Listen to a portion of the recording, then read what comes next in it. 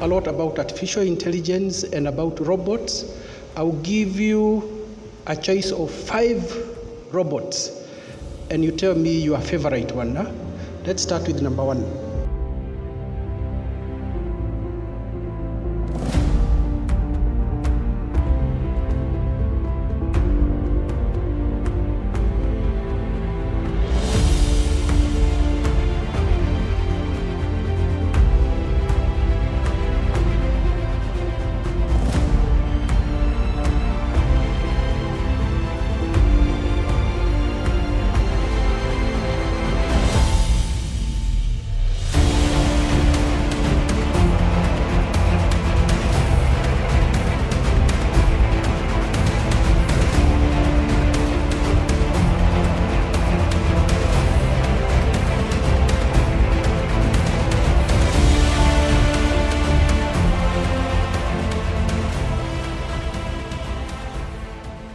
Which is your favorite robot among the 5?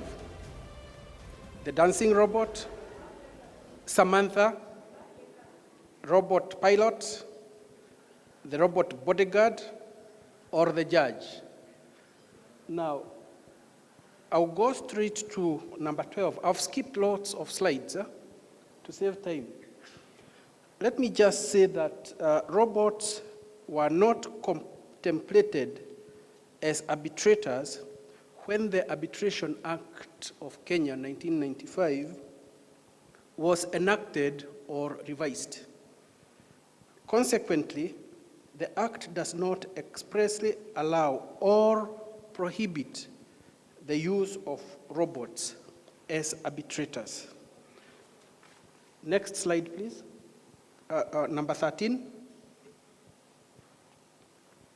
However, various sections of the Act contemplate that arbitrators would be human beings.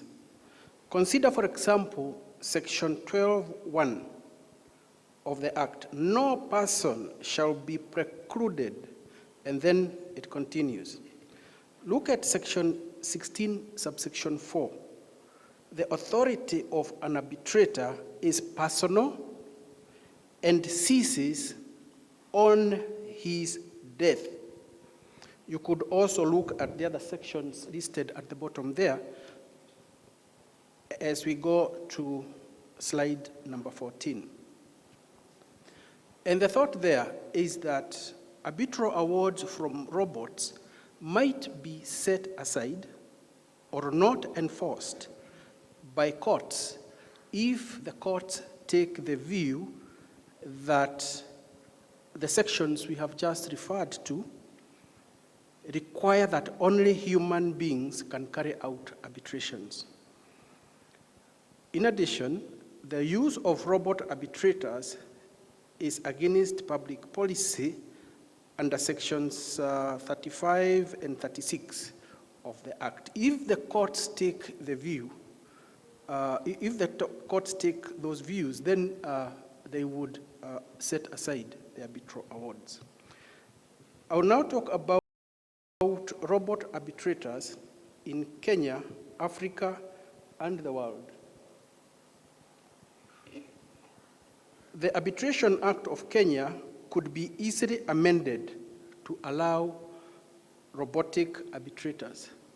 So let's not just stop at the point that the Act does not allow. The Act is man-made or woman-made, if you like, and it can be amended. 2, the Arbitration Act of Kenya is based on ancestral model law, which has been adopted by many countries in Africa and abroad. Therefore, the Kenyan text, which we have looked at above, are found in other countries also. Now, on the issue of public policy, again, in Kenya and elsewhere, it could easily evolve over time to allow robot arbitrators. I'm now heading to the last slide, the conclusion.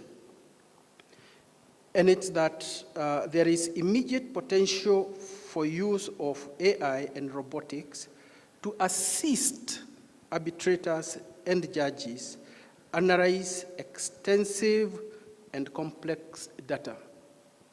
I'm not talking about robots or AI taking over as arbitrators. I'm talking of those machines and those facilities being used to assist arbitrators in the analysis of data.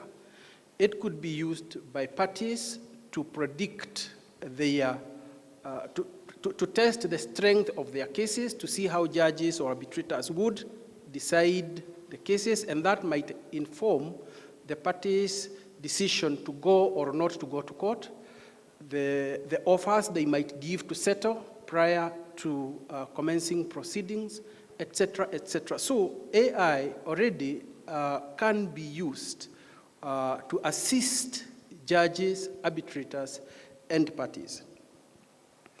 Now, robots are unlikely to carry out arbitrations which are seated in Kenya in the near future, even before taking into account the cost, know-how, and the usual IT risks.